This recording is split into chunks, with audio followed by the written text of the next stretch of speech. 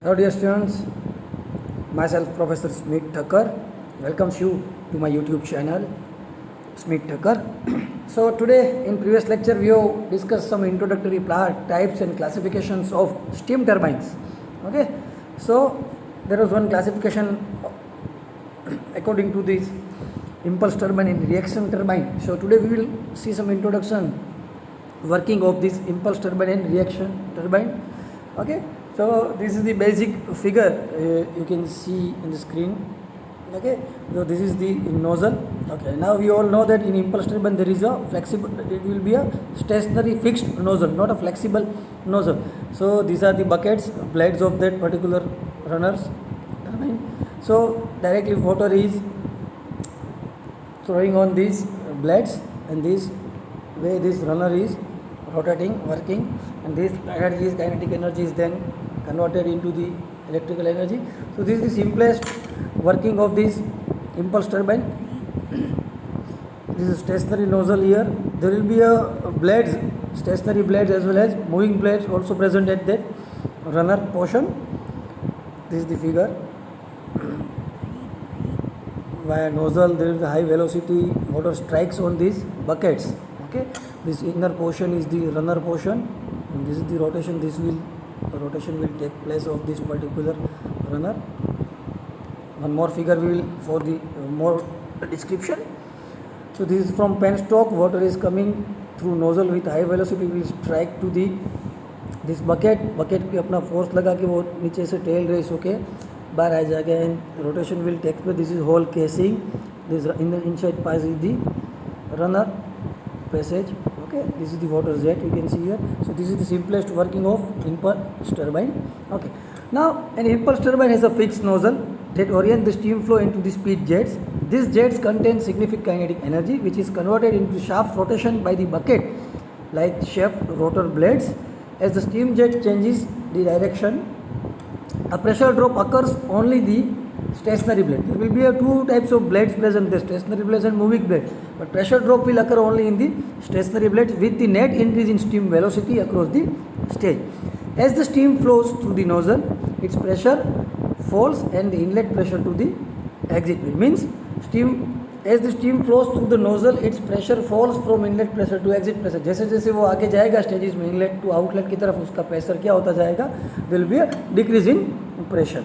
Due to high ratio of expansion of steam, basically what turbine is doing, turbine is expanding the steam. So due to high ratio of expansion of steam, the steam leaves the nozzle with a very high velocity. Okay, so the steam leaving moving blades has a large portion of the maximum velocity of the steam when leaving the nozzle. The loss of energy due to higher exit velocity is commonly called carryover velocity or leaving loss. Okay, so this way this impulse turbine is working. Now we will see some about introductory part about this working of this reaction turbine. Okay, so basically इसमें blades हमने देखा था impulse turbine बाहर blades थी, but here there will be a runner is here. These are the guide vanes that will guide the water to strike into these blades. This is the runner portion, this is the spiral casing.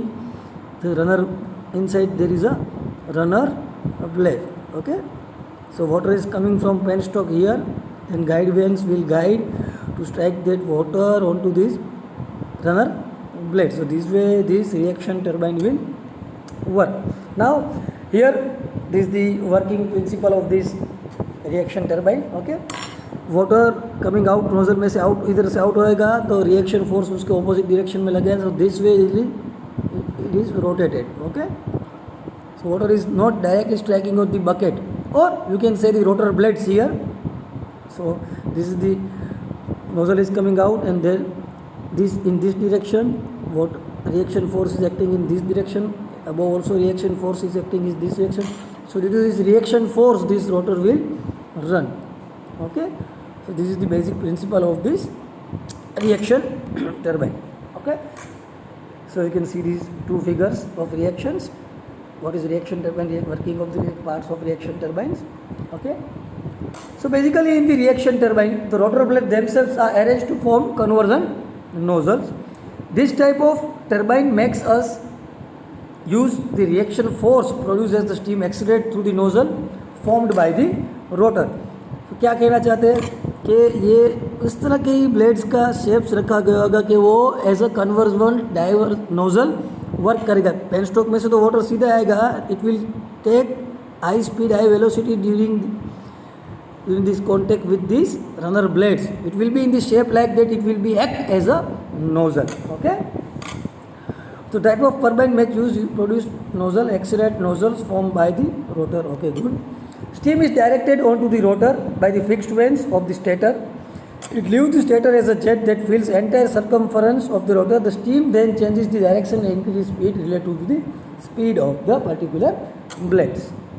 As a pressure drop occurs across the both stator and rotor with the steam accelerating through the stator and deceleration through the rotor with no net change in steam velocity across the state but with a decrease in both pressure and temperature reflecting the work performed in the driving of the rotor.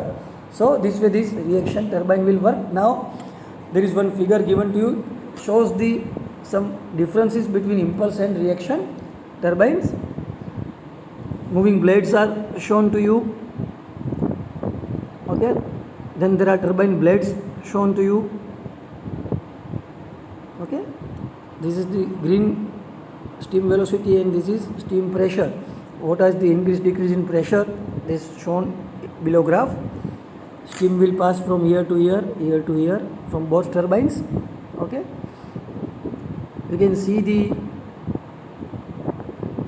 blades जो है उसमें आप difference देख सकते हो, दोनों के shape में भी डिफरेंस है in impulse turbine and reaction turbine. Also in the stationary blades जो आप आगे देख रहे हो वहाँ पे भी आप देख सकते हो there is a difference in the shapes. Okay, difference in the principle of both the turbines. Okay, so this is the generalized difference. From this you can tell that. If you have any questions, any doubt, please write in the comment section. Thank you for attending today's lecture. Please like, subscribe and comment on this YouTube channel. Thank you so much all. Thank you so much.